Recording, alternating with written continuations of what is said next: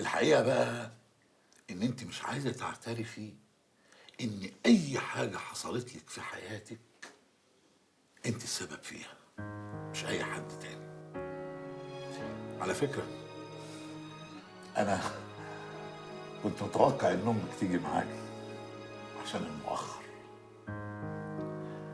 بس مفيش مشكله.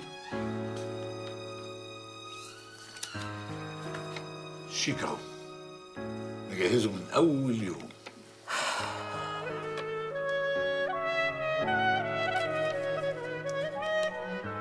انت قاسي قوي كده ليه يا عبد العزيز؟ انا مش قاسي يا مدام هاله، انا واقعي. انت عايزه تعملي كل اللي على مزاجك، محدش يقول لك انت غلط. عايزه كل الناس تقول يا حرام دي مظلومه، الدنيا والايام ظلموها، يا تعمل ايه؟ ما كانش فيه قدامها غير الطريق ده تمشي فيه. انما الحقيقه بقى ان انت كان قدامك 100 طريق، بس انت اللي مشيتي في الطريق ده بمزاجك. وانت بقى الصياد. ايوه، انا بقى الصياد، انا بتاع مزاجي.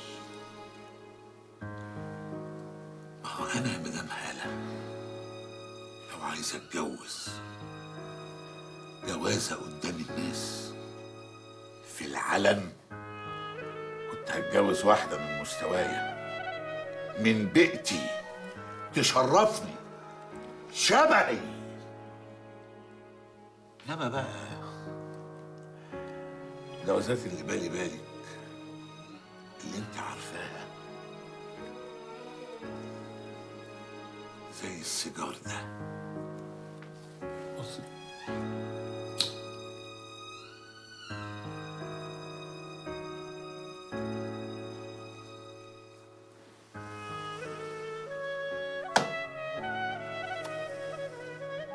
اخد مزاجي منه ولما يخلص ارميه في الارض، ادوسه بجزمتي.